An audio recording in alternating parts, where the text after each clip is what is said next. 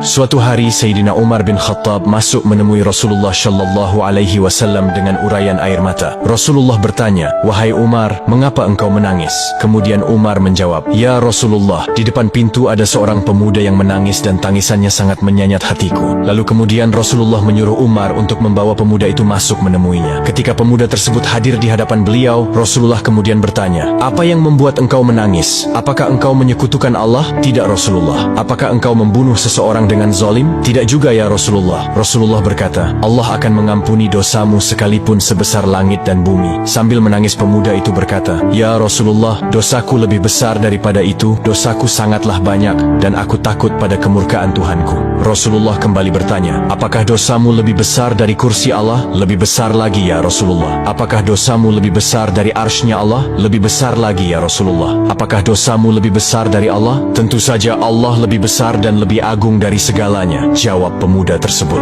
"Ya Rasulullah, aku adalah orang yang suka membongkar kuburan dan sudah 7 tahun lamanya aku melakukan ini. Suatu ketika ada anak perempuan, Ansyar, yang meninggal dunia. Usai ia dimakamkan, aku membongkar kuburannya dan melucuti kain kafannya. Setan telah berhasil menggodaku sampai aku menyetubuhinya. Setelah itu aku meninggalkannya begitu saja. Namun mayat itu seolah-olah hidup kembali dan berkata, 'Tidakkah engkau takut kepada hukumannya kelak di akhirat? Engkau telah meninggalkanku dalam kondisi telanjang dan junub.'" Mendengar cerita tersebut, Rasulullah berdiri dan berkata, "Wahai fasik, enyahlah dari hadapanku. Tidak ada balasan yang pantas bagimu selain neraka." Pemuda itu keluar dari hadapan Nabi sambil menangis penuh penyesalan dan kecewa luar biasa. Ia berjalan menuju padang pasir tanpa makan dan minum bahkan tidur. Selama 7 hari, hari-harinya hanya diliputi dengan tangisan penyesalan. Hingga pemuda itu jatuh tersungkur tanpa tenaga. Ia berdoa, "Ya Tuhanku, aku adalah hamba-Mu yang berdosa. Aku datang kepada utusan-Mu agar bisa menolongku. Akan tetapi aku diusir dari hadapannya. Hari ini, aku datang kepadamu agar engkau mengampuniku dengan kasih-Mu. Namun jika engkau tidak mengampuniku, kirimkanlah api dan bakarlah diriku selagi aku masih hidup di dunia ini sebelum engkau membakarku di akhirat kelak." Tidak lama kemudian malaikat Jibril datang menemui Rasulullah dan berkata, "Wahai Muhammad, Allah menyampaikan salam kepadamu." Dan Allah bertanya, "Apakah engkau yang menciptakan makhluk?" Beliau menjawab, "Allah yang menciptakan diriku dan semua makhluk." "Apakah engkau yang memberikan rezeki kepada mereka?" "Tidak, hanya Allah yang mampu memberikan rezeki kepada makhluknya." "Apakah engkau yang menerima tobat mereka atau engkau yang menghukum mereka atas dosa-dosa mereka?"